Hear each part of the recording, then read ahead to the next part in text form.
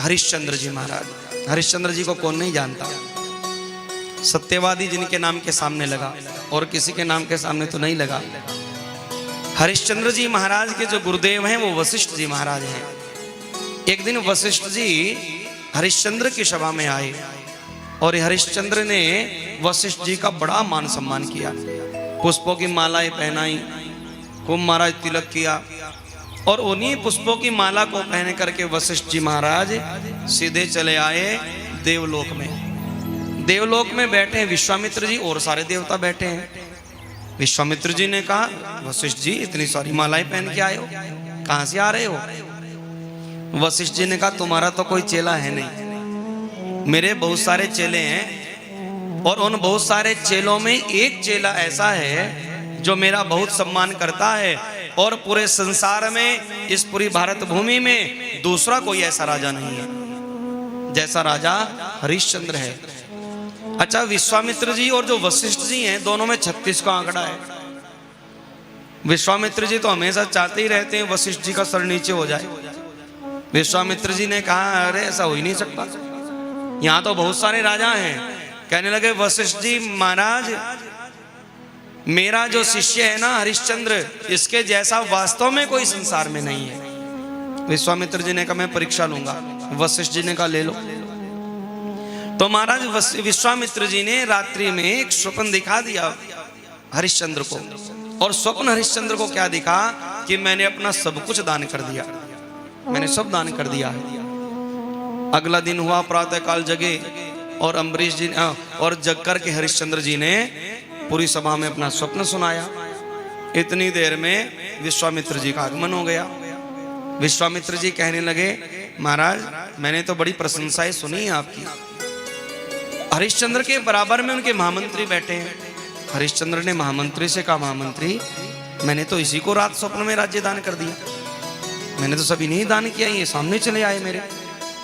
हरिश्चंद्र जी खड़े होकर के प्रणाम करने लगे। महाराज मैं आपको प्रणाम करता हूँ, मैं क्या कर सकता हूँ आपके लिए? विश्वामित्र जी कहते हैं, हमारे भोजन की व्यवस्था करो। तो महाराज ने भोजन की व्यवस्था कर दी। विश्वामित्र जी ने भोजन कर लिया। विश्वामित्र जी कहने लगे कि देखो हमें ना तेरा राज्य चाहिए।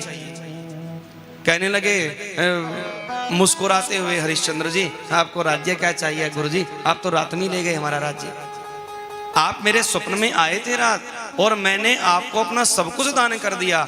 विश्वामित्र जी ने कहा, रे राजा ऐसे तो पता नहीं कितने लोग कहते रहते हैं, पता नहीं कितने राजा हैं जो कहते रहते हैं हमने दान कर दिया, पर ये दान छूटता नहीं है किसी से। ये लोग कहते हैं करते नहीं है। कहने लगे हरिश्चंद्र, नहीं गुरुदेव ऐसा नहीं है, मैंने आपको वास्तव में रात्रि में स्वप्न में दान किया है। विश्वामित्र ने कहा, स्वप्न में दान करना और सामने बैठ के दान करने में बड़ा अंतर है। हरिश्चंद्र जी कहते हैं, गुरुदेव यदि आप चाहते हैं कि मेरा स्वप्न सत्य हो जाए तो मैं अभी अपने स्वप्न को सत्य कर देता हूँ, पूरा राज्य आपको दान कर देता हूँ। उस समय पूरे भारत के राजा थे हरिश्चंद्र जी महाराज, केवल अयोध्या के नहीं थे। तो महाराज हरिश्चंद्र जी ने सब कुछ दान कर दिया। विश्वामित्र जी कहने लगे, राजन मुझे ना 1100 स्वर्ण मुद्राएं चाहिए। कहने लगे हरिश्चंद्र, अच्छा उनकी व्यवस्था कर देते हैं। अपने सैनिक को बुला करके कहा, हमारे भंडारे में से 1100 स्वर्ण मुद्राएं ले आओ। विश्वामित्र जी ने कहा, कहां से ले आए? राजन तुम्हारे पास बुद्धि नहीं है, तुम्हारे पास समझ नहीं है, गुरुजनों ने तुमको सिखाया नहीं है। अरे जो तुमने दान कर दिया उस दान में से तुम कैसे दान कर सकते हो? तुमने अभी के अभी मुझे अपना पूरा राज्य दान किया है और उसी राज्य के अंदर तुम्हारी वो स्वर्ण मुद्राएं भी आ गई, तो वो तो सब दान कर दिया, अब मुझे अलग से देना। और देखो 1100 स्वर्ण मुद्राएं इस पृथ्वी पर कहीं से भी मत लेके आना, कहां से तुम लाओगे तुम जानो, पर पृथ्वी लोक से नहीं होनी चाहिए। अब महाराज विश्वामित्र जी ने हाथ जोड़े। विश्वामित्र जी ने कहा, गुरुदेव जो भी होगा जैसे भी होगा मैं आपको 1100 मुद्राएं अवश्य ला करके दूंगा। अपनी पत्नी तारा और पुत्र रोहित को लेकर के राज्य छोड़ दिया और वन वन भटकते हुए हरिश्चंद्र सोच रहे हैं, पृथ्वी से तो इनको ला करके नहीं देनी मुद्राएं, तो कहां से ला के दूं? इतनी देर में हरिश्चंद्र जी की याद आया कि यहाँ पर जो काशी जी हैं काशी पृथ्वी से बिल्कुल अलग है, क्योंकि काशी भगवान शिव के त्रिशूल पर टिकी है। इसलिए मैं काशी में जाऊंगा, वहां से लेकर के आऊंगा। तो श्रीमान जी पत्नी और पुत्र के साथ काशी में चले गए। एक एक दरवाजे के आगे भटक रहे हैं। हरिश्चंद्र जी महाराज एक एक दरवाजे के सामने भटकते जा रहे हैं। अरे कोई हमें खरीद लो, कोई हमारा मोल लगाओ, हम जो सेवा मिलेगी हम वो करने को तैयार हैं। महाराज कोई खरीदने को तैयार नहीं हुआ। विश्वामित्र जी ऐसी परीक्षा ले रहे हैं, स्वयं एक ब्राह्मण बनकर के आ गए। और ब्राह्मण बनकर के विश्वामित्र जी आए। विश्वामित्र जी ने कहा, अरे आप अपने आप को बेच रहे हो? कहने लगे हरिश्चंद्र, हाँ हम महाराज जी अपने आप को बेच रहे हैं, आप खरीदोगे? पंडित जी ने कहा, खरीदेंगे तो अवश्य, पर तुम्हें नहीं, तुम्हारी पत्नी को खरीदेंगे, क्योंकि हमारी जो पत्नी है वो अस्वस्थ हो गई है, इसलिए मैं घर के भोजन की व्यवस्था करने के लिए कोई चाहिए। राजा ने कहा, महाराज आप हमारी पत्नी को ही ले जाइए। जैसे वो तारा जाने लगी उनके साथ में, तो महाराज ऐसे ही रोहित रोने लग गया। रोहित ने कहा, मैया आप इन पंडित जी के साथ जा रही हो, मैं अकेला यहाँ रह करके क्या करूँगा? मैं अकेला क्या करूँगा? मैं भी आपके संग चलूँगा। पंडित जी ने मना कर दिया, तुम्हें नहीं जाना है, तुम्हारा हम क्या करेंगे? ये बालक भी यदि अपनी माँ के साथ चला गया, ये अपनी माँ को कार्य ही नहीं करने देगा। हरिश्चंद्र ने कहा, महाराज एक काम करो, आप इसको भी ले जाओ, मेरे बालक को, और जो आप कार्य कहेंगे वो कार्य ये बालक करेगा। तो पंडित जी महाराज ने तारा और उनके पुत्र रोहित दोनों को खरीद लिया और अपने घर के रोज कार्य कराता है। अब महाराज हरिश्चंद्र जी महाराज अब सोचने लगे, मैं क्या करूं? तो भटकते भटकते संध्या के समय एक शमशान में आकर के बैठ गए। शमशान में जो रहता है उसको कहते हैं डोम। महाराज वो शमशान वाला आया, उसने आकर के कहा, अरे आप कौन हैं? यहाँ तो मरे हुए व्यक्ति आते, तो जीवित ही चला आया, तो कौन है? हरिश्चंद्र ने कहा, ये मत पूछिए हम कौन हैं, बहुत बड़ा संकट आया है महाराज हमारे ऊपर, हम अपने आप को बेचना चाहते हैं, क्या आप खरीदोगे? उस डोम ने कहा, हम तुमको खरीद लेंगे, पर जो हम कहेंगे वही करना पड़ेगा। हरिश्चंद्र जी ने कहा, बताइए। डोम ने कहा, देखो यहाँ जितने भी शव आते हैं तुम्हें उनका अंतिम संस्कार करना पड़ेगा, और बिना कर लिए मत करना, पैसे लेकर के करना है। तो महाराज हरिश्चंद्र जी महाराज वो राजा जब चलते हैं अपने महल में तो कालीन बिछाई जाती हैं, आगे पीछे हजारों दास दासियां जिसके चलती हैं, वो हरिश्चंद्र महाराज शवदाह का कार्य करने लग गए। कई बार हरिश्चंद्र को भोजन नहीं मिलता। जो लोग शव के साथ में पिंड लेकर के आते हैं, हरिश्चंद्र जी महाराज उन पिंड को उठाते हैं, गंगा जल में धोते हैं, उसी पिंड को भक्षण कर जाते हैं, उसी पिंड को खा लेते हैं। ऐसे हरिश्चंद्र की स्थिति हो गई। एक दिन हरिश्चंद्र जी महाराज ने एक पिंड उठाया और महाराज जैसे ही गंगा जल में धोकर के खाने को तैयार हुए, एक कुत्ता आया और उनके हाथ से वो पिंड छीन करके ले गया। ऐसी स्थिति हरिश्चंद्र जी महाराज की हो गई। जो रोज 36 प्रकार के व्यंजन खाते हैं, वो मुर्दे के ऊपर से उठा हुआ पिंड खाने लगे।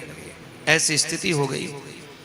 उधर एक दिन हुआ क्या, पंडित जी ने रोहित से कहा, रोहित मेरी पूजा का समय हो गया, हमारी फुलवारी से फूल तोड़ के लाओ।